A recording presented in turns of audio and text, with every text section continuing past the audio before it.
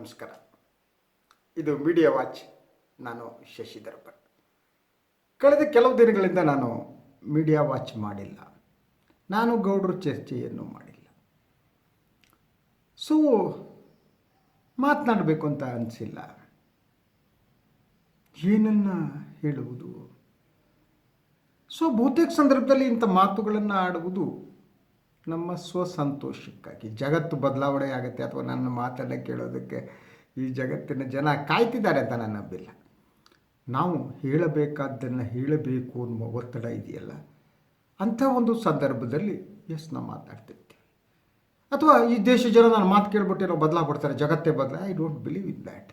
ಆತ್ಮತೃಪ್ತಿಯ ಮಾತುಗಳು ಅಂತಾರೆ. ಬಹುತೇಕ ಸಂದರ್ಭದಲ್ಲಿ ನಾನು ಬೆಳಗ್ಗೆ ಮೀಡಿಯಾ ವಾಚ್ ಮಾಡುವುದು ಯಾಕೆ ಅಂತಂದರೆ, ಇಷ್ಟು ವರ್ಷಗಳ ಕಾಲ ಈ ಮಾಧ್ಯಮದಲ್ಲಿ ನಾನಿದ್ದೀನಲ್ವ, ಈ ಮಾಧ್ಯಮ ನನಗೆ ಅನ್ನ ಕೊಟ್ಟಿದೆ, ಈ ಮಾಧ್ಯಮ ನನಗೆ ಗೌರವವನ್ನು ಕೊಟ್ಟಿದೆ.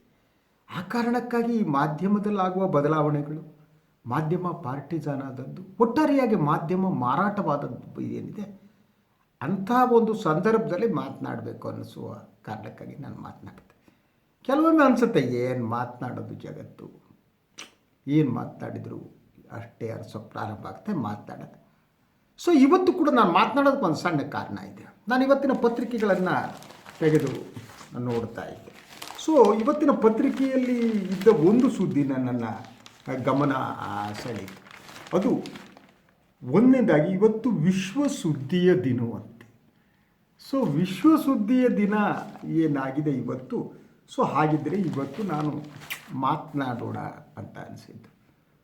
ಸುದ್ದಿ ಮನೆಗೆ ಏನಾಗಿದೆ, ಸುದ್ದಿ ಮನೆಯಲ್ಲಿ ಇರುವವರ ಸ್ಥಿತಿ ಏನು, ಪ್ರಾಮಾಣಿಕವಾಗಿ ಮಾತನಾಡಲೇಬೇಕು. ಮೊದಲನೇದಾಗಿ ಬಹಳ ಸ್ಪಷ್ಟವಾಗಿ, ಸುದ್ದಿ ಮನೆ ಸ್ವತಂತ್ರವಾಗಿ ಉಳಿದಿಲ್ಲ. ಸುದ್ದಿ ಮನೆಯನ್ನು ರಾಜಕೀಯ ಪಕ್ಷಗಳು ಖರೀದಿಸಿಯಾಗಿದೆ. ಎಸ್ಪೆಷಲಿ ಭಾರತೀಯ ಜನತಾ ಪಕ್ಷ ಸಂಪೂರ್ಣವಾಗಿ ಸುದ್ದಿ ಮನೆಯನ್ನು ಖರೀದಿಸಿದೆ. ನನಗದು ಯಾವ ಅನುಮಾನವೂ ಇಲ್ಲ. ಅದಕ್ಕೆ ನಾನು ಇತ್ತೀಚಿನ ಒಂದು ಉದಾಹರಣೆಯನ್ನು ತಮಗೆ ಕೊಡಬಲ್ಲೆ. ಆ ಉದಾಹರಣೆ ಯಾವುದು ಅಂತಂದರೆ, ತಮಗೆ ನೆನಪಿರಬಹುದು, 2 ದಿನಗಳ ಹಿಂದೆ ವಿಧಾನಸಭೆಯಲ್ಲಿ ಮುಖ್ಯಮಂತ್ರಿ BS ಯಡಿಯೂರಪ್ಪ ಅವರ ಪುತ್ರ ವಿಜೇಂದ್ರ ಅವರ ಮೇಲೆ ಕೆಲವು ಆರೋಪಗಳು ಬಂದವು. ಸೊ ಸದನದಲ್ಲಿ ಬಂದ ಆರೋಪ ವಾಹಿನಿಯೊಂದರಲ್ಲಿ ಮೊದಲೇ ಬಂದಿತ್ತು.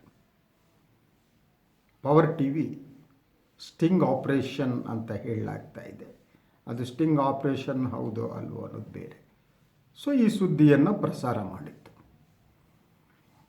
ಆ ಸುದ್ದಿಯ ಪ್ರಕಾರ ಮುಖ್ಯಮಂತ್ರಿಗಳ ಪುತ್ರ ಇನ್ವಾಲ್ವ್ ಆದ ಪ್ರಕರಣ. ಅದು ಒಬ್ಬ ಗುತ್ತಿಗೆದಾರರಿಂದ ಒಂದು 5 ಕೋಟಿ ರೂಪಾಯಿ ಹಣವನ್ನು ಪಡೆಯಲಾಗಿದೆ ಅನ್ನೋದು. ಅದು ಕಲ್ಕತ್ತಾಗೆ ಹೋಗಿ ವಾಪಸ್ ಬಂತು ಅನ್ನೋದು. ಆ ಕಂಪನಿ, ಇದರ ಇಡೀ ವ್ಯವಹಾರದಲ್ಲಿ ಮುಖ್ಯಮಂತ್ರಿಗಳ ಕುಟುಂಬಕ್ಕೆ ಸೇರಿದ ಬೇರೆ ವ್ಯಕ್ತಿಗಳು ಇದ್ದಾರೆ. ಹುಬ್ಬಳ್ಳಿಯ ಒಬ್ಬ ವ್ಯಕ್ತಿ ಸೇರಿದಂತೆ. ಈ ಪ್ರಕರಣವನ್ನು ವಿಧಾನಸಭೆಯಲ್ಲಿ ಪ್ರಸ್ತಾಪ ಮಾಡದವರು ಪ್ರತಿಪಕ್ಷದ ನಾಯಕರಾಗಿರುವಂತಹ ಸಿದ್ದರಾಮಯ್ಯನವರು. ಅವರು ವಾಟ್ಸಪ್, ಸಂಪೂರ್ಣವಾಗಿ ವಾಟ್ಸಪ್ ಅವರು ನಡೆದಿರುವುದು, ಗುತ್ತಿಗೆದಾರರ ನಡುವೆ ನಡೆದಿರುವುದು, ಪ್ರತಿಯೊಂದು ವಿಚಾರವನ್ನು ಸದನದಲ್ಲಿ ಓದಿದ್ರು. ಏನು ನಡೀತು? 5 ಕೋಟಿ ರೂಪಾಯಿ. 5 ಕೋಟಿ ರೂಪಾಯಿ ಸಣ್ಣ ಹಣ ಅಲ್ಲ. ಸೊ ಭ್ರಷ್ಟಾಚಾರದ ಒಂದು ಬಹುಮುಖ್ಯವಾದ ಒಂದು ಪ್ರಕರಣ ಇದು ಅನ್ನೋದೆಲ್ಲ ಅನುಮಾನ ಬೇಕಾಗಿಲ್ಲ. ವಿಧಾನಸಭೆಯಲ್ಲಿ ಪ್ರಕಟ ಮಾಡಿ. ಆದರೆ ಮರುದಿನ ನಾನು ಮಾಧ್ಯಮ ನೋಡಿ ನನಗೆ ಶಾಕ್ ಆಯಿತು. ಯಾವ ಪತ್ರಿಕೆಯಲ್ಲೂ ಕೂಡ ಈ ಹಗರಣದ ವಿಧಾನಸಭೆಯಲ್ಲಿ ಆದ ಪ್ರಸ್ತಾಪ ಏನಿದೆ ಅದರ ವರದಿ ಸರಿಯಾಗಿ ಆಗಲೇ ಇಲ್ಲ. ಸೊ ಭ್ರಷ್ಟಾಚಾರ ಹಗರಣ, ಪ್ರತಿಪಕ್ಷದ ನಾಯಕರು ಮತ್ತು ಮುಖ್ಯಮಂತ್ರಿಗಳ ನಡುವೆ ಜಟಾಪಟಿ ಅಂತ ಒಂದು ನಾವು ನಂಬುವ ಪತ್ರಿಕೆಯಲ್ಲಿ ಬಂದು ವರದಿ. ಅದಕ್ಕಿಂತ ಮುಖ್ಯವಾಗಿ ಇಲ್ಲಿ ಬರಬೇಕಾದ್ದು, ಮುಖ್ಯಮಂತ್ರಿಗಳ ಮಗನ ಮೇಲೆ ಭ್ರಷ್ಟಾಚಾರದ ಆರೋಪ, 5 ಕೋಟಿ ರೂಪಾಯಿ ಅಕ್ರಮ ವರ್ಗಾವಣೆ ಅಲ್ವಾ? ಈ ಸುದ್ದಿ ಈ ಆ್ಯಂಗಲ್ನಲ್ಲಿ ಬರಲೇ ಇಲ್ಲ. ಇಡೀ ಮಾಧ್ಯಮ ಈ ಸುದ್ದಿಯನ್ನು ಮುಚ್ಚಿ ಹಾಕ್ತಾ ಇದೆಯೇನೋ ಅನ್ನಿಸುವ ಹಾಗೆ ನನಗೆ ಕಂಡು ಬಂತು. ನನಗೆ ಶಾಕ್ ಆಯಿತು. ಸುದ್ದಿ ಮನೆಗೆ ಏನಾಗಿದೆ? BJP ಯಡಿಯೂರಪ್ಪ ಕುಟುಂಬ ಸಂಪೂರ್ಣವಾಗಿ ಮಾಧ್ಯಮವನ್ನು ಖರೀದಿಸಿದ್ದಾರಾ? ಇಡೀ ಮಾಧ್ಯಮ ಇವರ ನಿಯಂತ್ರಣದಲ್ಲಿದೆಯಾ? ನಾನು ವಾಹಿನಿಯಲ್ಲಿ ಬಂದದ್ದಾಗಲಿ ಅದರ ಹಿಂದೆ ಬೇರೆ ಉದ್ದೇಶಗಳಿವೆ ಅನ್ನೋ ಆರೋಪಗಳನ್ನೆಲ್ಲ ಮಾಡ್ತಾರೆ. ಅದು ಮಾಡ್ಕೊಳ್ಳಿ, ಅವ್ರಿಗೆ ಬಿಟ್ಟಿದ್ದು.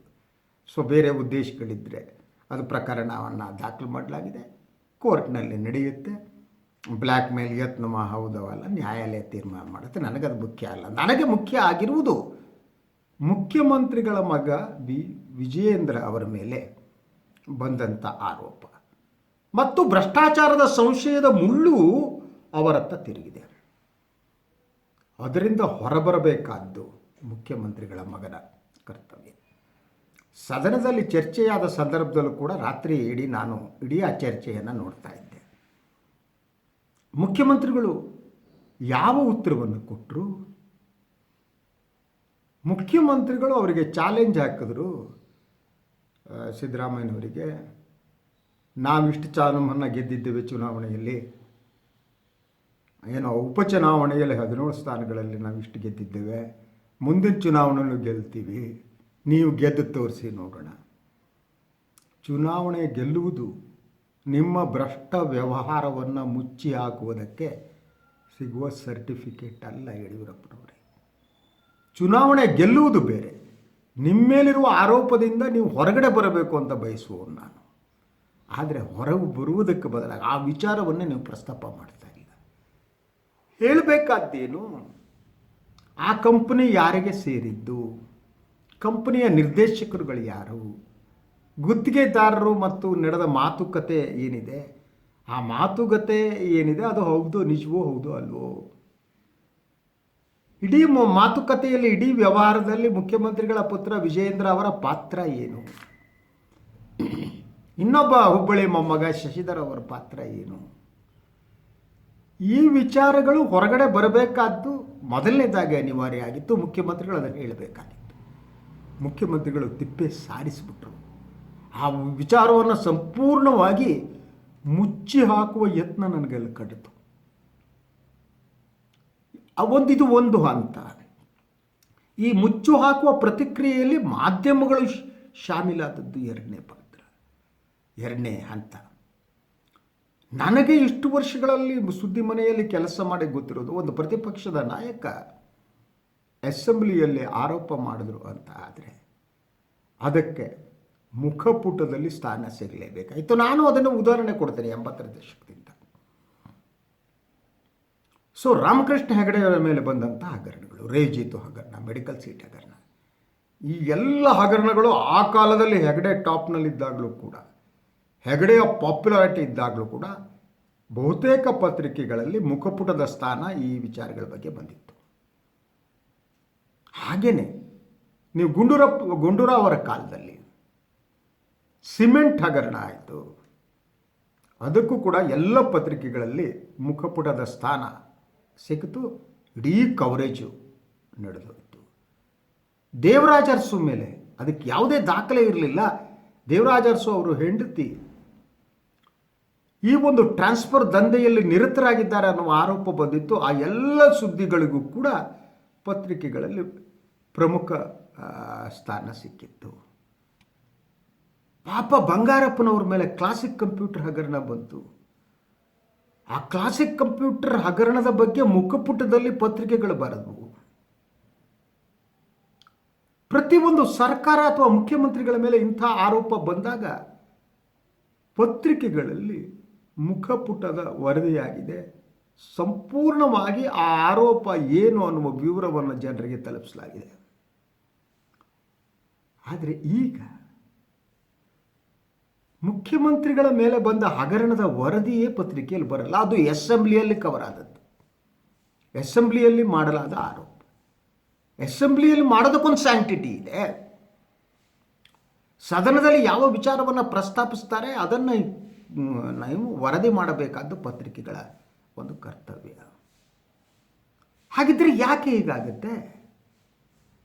ದೇವರಾಜ ಅರಸು ಕಾಲದಿಂದ ಹಿಡಿದು, ಹೆಗಡೆ ಕಾಲದಿಂದ ಹಿಡಿದು, ಗುಂಡೂರಾವ್ ಕಾಲದಿಂದ ಹಿಡಿದು ಈ ಎಲ್ಲ ಕಾಲದಲ್ಲಿ ಬಂದ ಭ್ರಷ್ಟಾಚಾರದ ಹಗರಣಗಳಿಗೆ ಪ್ರಮುಖವಾದ ಸ್ಥಾನವನ್ನು ಕೊಡ್ತಾ ಇದ್ದ ಪತ್ರಿಕೆಗಳು ಇವತ್ತು ಯಾಕೆ ಕೊಡ್ತಿಲ್ಲ? ಆಗಿರುವ ಸಂಪಾದಕರಿಗೂ ಈಗಿರುವ ಸಂಪಾದಕರಿಗೂ ಇರಬಹುದಾದ ವ್ಯತ್ಯಾಸ ಇದೆ. ಆಗಿರುವ ಸಂಪಾದಕರು ಬೇಗ ಒತ್ತಡಕ್ಕೆ ಮಣಿತಿರಲಿಲ್ಲ, ಮಾರಾಟ ಆಗ್ತಿರಲಿಲ್ಲ. ಈಗಿರುವ ಸಂಪಾದಕರು ಬೇಗ ಒತ್ತಡಕ್ಕೆ ಮಣಿತಿದ್ದಾರೆ, ಮಾರಾಟ ಆಗ್ತಿದ್ದಾರೆ ಅಂತ ನಾವು ವಿಶ್ಲೇಷಣೆ ಮಾಡಬಹುದೇ? ಅಥವಾ ಆಗಿರುವ ಆಡಳಿತ ವರ್ಗಕ್ಕೂ ಈಗಿರುವ ಆಡಳಿತ ವರ್ಗಕ್ಕೂ ಇರುವ ವ್ಯತ್ಯಾಸ ಇದು? ಆಗಿರುವ ಆಡಳಿತ ವರ್ಗ ಒಂದು ಪಾಲಿಸಿ ಮ್ಯಾಟರ್ನ ಹೇಳಿಬಿಟ್ರೆ ದಿನನಿತ್ಯದ ಪತ್ರಿಕೆ ವ್ಯವಹಾರದಲ್ಲಿ ಇಂಟರ್ಫಿಯರ್ ಮಾಡ್ತಿರಲಿಲ್ಲ, ಈಗ ಮಾಡ್ತಿದ್ದಾರೆ ಅನ್ನುವುದು ಇದರ ಸೂಚನೆ. ಅಥವಾ ಆಗಿರುವ ರಾಜಕಾರಣಿಗಳು ಈ ಹಂತದಲ್ಲಿ ಪತ್ರಿಕೋದ್ಯಮಿಗಳನ್ನು ಖರೀದಿ ಮಾಡೋದಕ್ಕೆ ಹೋಗ್ತಿರಲಿಲ್ಲ, ಯಾಕೆಂದರೆ ಅವರಿಗೆ ಮಾಧ್ಯಮಗಳಲ್ಲಿ ಭಯ ಇತ್ತು. ಈಗ ಮಾಧ್ಯಮದಲ್ಲಿ ಇರುವವರೇ ಖರೀದಿಯ ವಸ್ತು ಆಗಿದ್ದಾರೆ ಅನ್ನುವುದು ಇದರ ಅರ್ಥನೇ. ಯೋಚನೆ ಮಾಡಬೇಕಾದ ಅನಿವಾರ್ಯವಾದ ಕಾಲಘಟ್ಟದಲ್ಲಿ ನಾವು ಬಂದು ನಿಂತಿದ್ದೇವೆ. ಇವತ್ತು ವಿಶ್ವ ಸುದ್ದಿಯ ದಿನವಂತೆ ಸುದ್ದಿ ಯಾವುದು, ಸುದ್ದಿ ಯಾವುದಲ್ಲ ಅನ್ನೋದಕ್ಕೆ ಹಲವು ರೀತಿಯ ವ್ಯಾಖ್ಯಾನಗಳಿವೆ. ಭಾಳ ಪತ್ರಿಕೋದ್ಯಮಗಳಿಗೆ ಕಲಿಸಿಕೊಡುವ ಮೊದಲ ಪಾಠ ಅಂದರೆ ನಾಯಿ ಮನುಷ್ಯರಿಗೆ ಕಚ್ಚಿದರೆ ಸುದ್ದಿ ಅಲ್ಲ, ಮನುಷ್ಯ ನಾಯಿಗೆ ಕಚ್ಚಿದರೆ ಅದು ಸುದ್ದಿ ಅನ್ನೋದು ಹಳೆಯ ವ್ಯಾಖ್ಯೆ. ಇವತ್ತು ಯಾವುದು ಬೇಕಾದರೂ ಸುದ್ದಿ ಆಗ್ಬೋದು. ಸುದ್ದಿ ಅನ್ನೋದಕ್ಕೆ ಒಂದು ವ್ಯಾಖ್ಯೆ ಅನ್ನೋದಿಲ್ಲ. There is no definition as such for a news. News ಅನ್ನುವುದು ಒಬ್ಬ ವ್ಯಕ್ತಿ, ಒಬ್ಬ ವರದಿಗಾರ ಏನಿರ್ತಾನೆ, ಅವನ ಬುದ್ಧಿಮತ್ತೆ, ಅವನ ಆಲೋಚನಾ ಕ್ರಮ, ಇದ್ರ ಮೇಲೆಲ್ಲ ಡಿಪೆಂಡ್ ಆಗುತ್ತೆ. ಅವನ ಒಂದು ಆಯ್ಕೆಯ ರೀತಿ, presentation, all these things will come to the ಇದು. ಆದರೆ ಇವತ್ತು ಒಂದು ಸುದ್ದಿ ಮನೆಗೆ ಬರುವವರು ಬಹುತೇಕ ಜನ ಮಾರಾಟ ಆಗಿದ್ದಾರೆ. ಸುದ್ದಿ ಮನೆಯಲ್ಲಿ ಬರುವವರು ಬಹುತೇಕ ಜನ ಸಂಘ ಪರಿವಾರದಲ್ಲಿ ಸಿದ್ಧರಾಗಿ ಬರ್ತಾ ಇದ್ದಾರೆ. ಮಾಧ್ಯಮದಲ್ಲಿ ಮೊದಲು ಭ್ರಾತೃತ್ವ ಅನ್ನುವುದೇನಿತ್ತು, ಸಮಾಜದ ಏಕತೆಯನ್ನು ಕಾಪಾಡಬೇಕು ಅನ್ನೋದೇನಿತ್ತು, ಭ್ರಷ್ಟಾಚಾರದ ವಿರುದ್ಧ ಮಾಧ್ಯಮ ನಿಲ್ಲಬೇಕು ಅನ್ನೋದೇನಿತ್ತು, ಇದೆಲ್ಲ ಮರೆಯಾಗಿವೆ. ಭಾಳಷ್ಟು ಮಾಧ್ಯಮಗಳು ಇವತ್ತು ವ್ಯಾಪಾರಕ್ಕೆ ಇಳಿದಿವೆ, ಅಂಗಡಿ ತೆರೆದುಕೊಂಡಿವೆ, ರಾಜಕೀಯ ಪಕ್ಷಗಳ ಕೈಗೊಂಬೆಗಳಾಗಿವೆ. ದುಡ್ಡು ಯಾರು ಕೊಡ್ತಾರೆ ಅವರ ಪರ ಮಾಧ್ಯಮ ತಿರುಗಿದೆ. ಇದು ಈ ಒಂದು ಸುದ್ದಿಯ ವಿಶ್ವ ಸುದ್ದಿ ದಿನದಂದು ನನಗೆ ಅನ್ನಿಸಿದ ಮಾತುಗಳಿವೆ.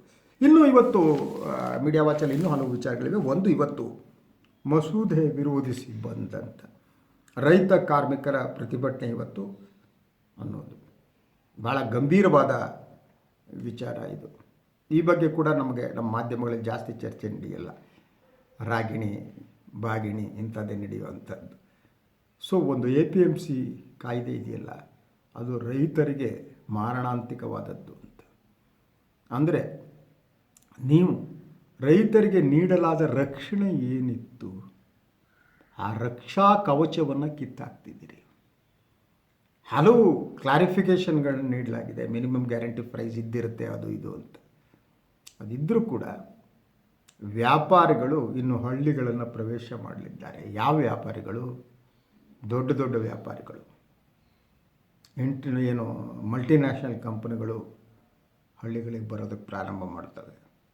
ರೈತರ ವಸ್ತುಗಳನ್ನು ತಮಗೆ ಅನಿಸಿದ ಬೆಲೆಗೆ ಖರೀದಿ ಮಾಡ್ತವೆ. ಇದು ರೈತರ ಪೂರಕವಾದ್ದು ಅಂತ ಯಡಿಯೂರಪ್ಪನವ್ರು ನಿನ್ನೆ ಭಾಷಣ ನೋಡ್ತಾ ಇದ್ದೆ. ಹಾಗೆಯೇ ಭೂ ಸುಧಾರಣಾ ಕಾಯ್ದೆಗೆ ಸಂಬಂಧಪಟ್ಟ ಹಾಗೆ 79A.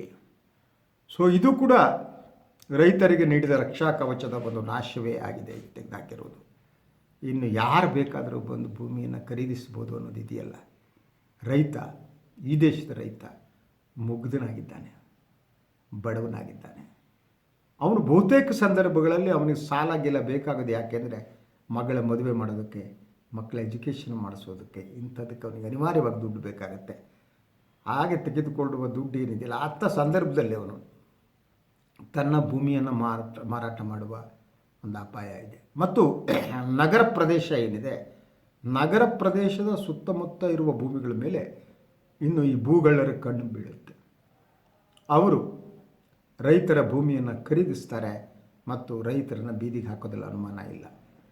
ರೈತ ತನ್ನ ಭೂಮಿಯನ್ನು ಕಳೆದುಕೊಂಡು ಬೆಂಗಳೂರಿಗೆ ಬಂದು ಯಾವುದೋ ಹೋಟೆಲ್ನಲ್ಲಿ ಪಾತ್ರ ತೊಳೆಯುವ ಸ್ಥಿತಿಗೆ ಬಂದರೂ ಆಶ್ಚರ್ಯ ಇಲ್ಲ. ಯಾಕಂದರೆ ಆ ರಕ್ಷಣೆಯ ಅಗತ್ಯ ಇತ್ತು. ನಮ್ಮ ಹಿಂದಿನ ರಾಜಕಾರಣಿಗಳಿಗೆ ಗೊತ್ತಿತ್ತು, ಅದು ಈ ರೈತನನ್ನು ಯಾಕೆ ರಕ್ಷಿಸಬೇಕು ಅನ್ನೋದು ಗೊತ್ತಿತ್ತು. ಬಟ್ ಇದು ವ್ಯಾಪಾರಸ್ಥರ ಸರ್ಕಾರ ಅಂತ, ಇದು ವ್ಯಾಪಾರ ಮಾಡುವವರ ಪರವಾಗಿ ಇರುವಂಥ ಸರ್ಕಾರ. ಆ ಕಾರಣಕ್ಕಾಗಿ ಇದು ಎಲ್ಲವನ್ನು ಮಾರಾಟ ಮಾಡುತ್ತೆ ಅನ್ನೋದ್ರಲ್ಲಿ ನನಗೆ ಅನುಮಾನ ಇಲ್ಲ. ಸೊ ದೇವನೂರು ಮಹಾದೇವ ಹೇಳಿದ ಒಂದು ಮಾತನ್ನು ನಾನು ನೋಡ್ತಾ ಇದ್ದೆ. ಅವ್ರು ಹೇಳಿದ್ದು, ಮನೆ ಮಗ ಹಿರಿಯರು ಮಾಡಿದ್ದೆಲ್ಲ ಆಸ್ತಿಯನ್ನು ಮಾರಾಟ ಮಾಡಿದರೆ ಏನಾಗುತ್ತೆ, ಅವನು ಏನನ್ನು ಕರಿತೀವಿ ಅಂತ. ಈ ಸರ್ಕಾರ ಹಾಗೇನೆ ಹಿಂದೆ ಹಿರಿಯರು ಮಾಡಿದ ಆಸ್ತಿಗಳನ್ನೆಲ್ಲ ಮಾರಾಟ ಮಾಡಿ ದಿವಾಳಿ ಮಾಡ್ತಾ ಇದೆ ಅನ್ನೋದು. ಸೊ ಇವತ್ತಿನ ಬಂದ್ಗೆ ಯಾವ ರೀತಿ ಪ್ರತಿಕ್ರಿಯೆ ದೊರಕುತ್ತೆ ಗೊತ್ತಿಲ್ಲ ನನಗೆ. ನಾನು ಬೆಳಗ್ಗೆ ನೋಡ್ತಾ ಇದ್ದೆ, ವಾಕಿಂಗ್ ಬಂದಮೇಲೆ ಬಹುತೇಕ ಹೋಟ್ಲುಗಳು ತೆಗೆದುಕೊಂಡಿದ್ದು, ಅಂಗಡಿಗಳು ಕೂಡ ತೆಗೆದಿದ್ದು, ವಾಕಿಂಗ್ ಬರುವಾಗ ನಾನು ನೋಡಿದ್ದು. ಆದ್ದರಿಂದ ಎಷ್ಟರ ಮಟ್ಟಿಗೆ ಜನ ಒಂದು ಬೆಂಬಲ ಕೊಡ್ತಾರೆ ಗೊತ್ತಿಲ್ಲ. ಆದರೆ ಇದಕ್ಕೆ ಬೆಂಬಲ ಕೊಡಬೇಕಾದ್ದು ಭಾಳ ಇಂಪಾರ್ಟೆಂಟ್. ಇನ್ನೂ ಹಲವು ಸುದ್ದಿಗಳಿವೆ. 3 ಮಸೂದೆ ನಿರರ್ಥಕ, ಮತ್ತೆ ಸುಗ್ರೀವಾಜ್ಞೆ, ಮೊನ್ನೆ ಇದಕ್ಕೆ ಸಂಬಂಧಪಟ್ಟಾಗ ಮಾತಾಡೋದಕ್ಕೆ ಸಮಯ ಇಲ್ಲ. ಇನ್ನೊಂದು NIAಯಿಂದ ಶಿರಸಿ ಯುವಕನ ವಿಚಾರಣೆ, ಪ್ರವಾಸೋದ್ಯಮ ನೀತಿ 10 ಲಕ್ಷ ಉದ್ಯೋಗ ಗುರಿ, ಕೋವಿಡ್-19 50 ಲಕ್ಷ.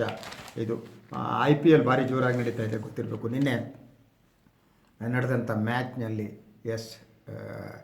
ಒಂದು ನಾನು ಪಂಜಾಬ್ ಗೆಲ್ಲಿ ಅಂದ್ಕೊಂಡಿದ್ದೆ. ಯಾಕಂದರೆ ಕರ್ನಾಟಕದ 5 ಹುಡುಗರಿದ್ದರು, ಭಾಳ ಚೆನ್ನಾಗಿ ಹೋರಾಟ ಮಾಡಿದ್ರು. But Punjab lost, Rajasthan Royals ಗೆತ್ತು. ಇವತ್ತು ಪಂದ್ಯ ಇದೆ. ಇವತ್ತಿನ ಪಂದ್ಯದಲ್ಲಿ ರಾಯಲ್ ಚಾಲೆಂಜರ್ಸ್ ಬೆಂಗಳೂರು ಪಂದ್ಯ ನಡೀತಾ ಇದೆ, ಹಾಗೂ Mumbai Indians. But Royal Challengers Karnataka ತಂಡ ಅಂತ ನನಗೆ ಅನಿಸಲ್ಲ. ಇಲ್ಲವೇ ಇನ್ನೂ ಹಲವು ವಿಚಾರಗಳಿತ್ತು, ಮಾತನಾಡೋಕ್ಕೆ ಸಮಯ ಆಯಿತು. ಮತ್ತೆ ಮಾತಾಡ್ತೀನಿ. ಮಾತನಾಡಲೇಬೇಕು, ಮಾತನಾಡುವುದು ನಮ್ಮ ಕರ್ಮ. ಯಾರು ಕೇಳಲಿ ಬಿಡಲಿ, ನಾವು ಹೇಳಬೇಕಾದ್ದನ್ನು ಹೇಳಲೇಬೇಕಾಗಿದೆ, ನಮ್ಮ ಆತ್ಮ ಸಂತೋಷಕ್ಕಾಗಿ ಅಂತ ಹೇಳ್ತಾ ಇವತ್ತಿನ ಮೀಡಿಯಾ ವಚನ ಮುಗಿಸ್ತಾನೆ. ಎಲ್ಲರೂ ಒಳ್ಳೆಯದಾಗಲಿ. ನಮಸ್ಕಾರ.